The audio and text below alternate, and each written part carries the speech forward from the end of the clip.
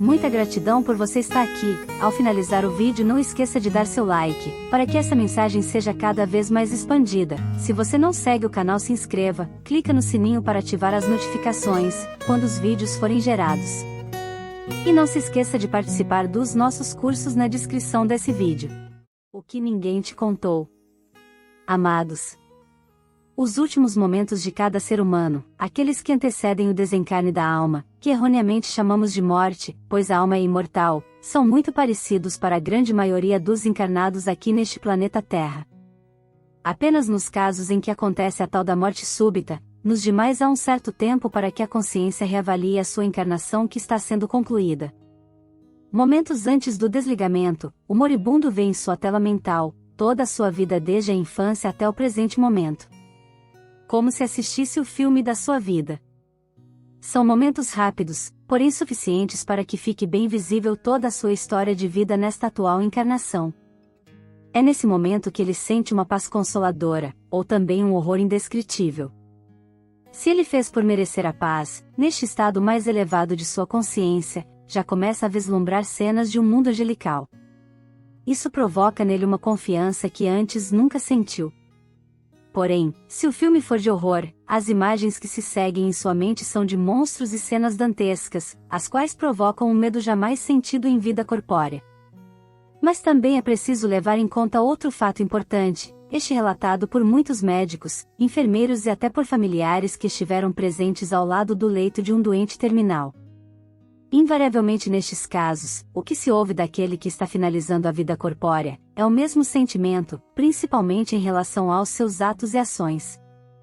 Nesta hora o que mais tem importância para ele, não são os seus bens, os cargos que assumiu, o poder que exerceu, e nem as viagens ou festas que participou. Não importa se o seu time ganhou muitos campeonatos, se o sucesso foi fácil ou difícil, lícito ou ilícito, se a sua casa era simples ou um castelo. O que importa naqueles momentos é o que podia ter feito e não fez, principalmente as boas ações. Muito comum é sentir um arrependimento muito forte até de pequenas coisas não praticadas, como abraçar seus entes queridos, dizer que os amava, tirar um pouco do seu tempo principalmente com seus filhos enquanto pequenos, um olhar generoso para sua esposa ou seu esposo, um cumprimento aos seus vizinhos, aos seus amigos ou colaboradores ou funcionários. Enfim, tudo aquilo que podia ter feito e não fez. Essas duas etapas, embora que invertidas na sua ordem que acontecem, antecedem o momento do desencarne. Ambas trazem um conforto consolador ou uma angústia desesperada, já que o tempo se esgota e nada mais pode ser feito. A alma que chega nesse ponto, já começa a colher os frutos de suas semeaduras durante a atual encarnação, que chega ao seu final. Então a morte como se conhece, chega de mansinho, a tal ponto que ele nem percebe que desencarnou. Ninguém sente o momento exato, nem mesmo aqueles que entendem perfeitamente como se procede tal processo. Poderíamos comparar com um sono. Você não percebe o momento exato em que começa a dormir.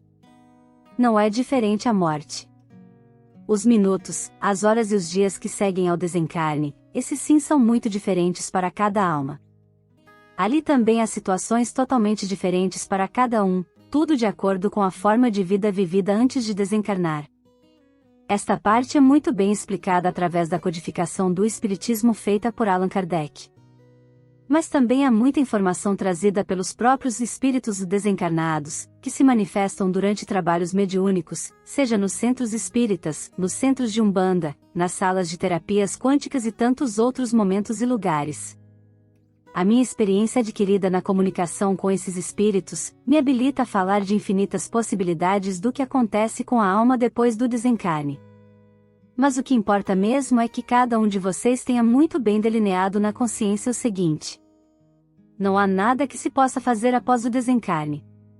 Tudo é decidido aqui, em consciência, enquanto estamos encarnados.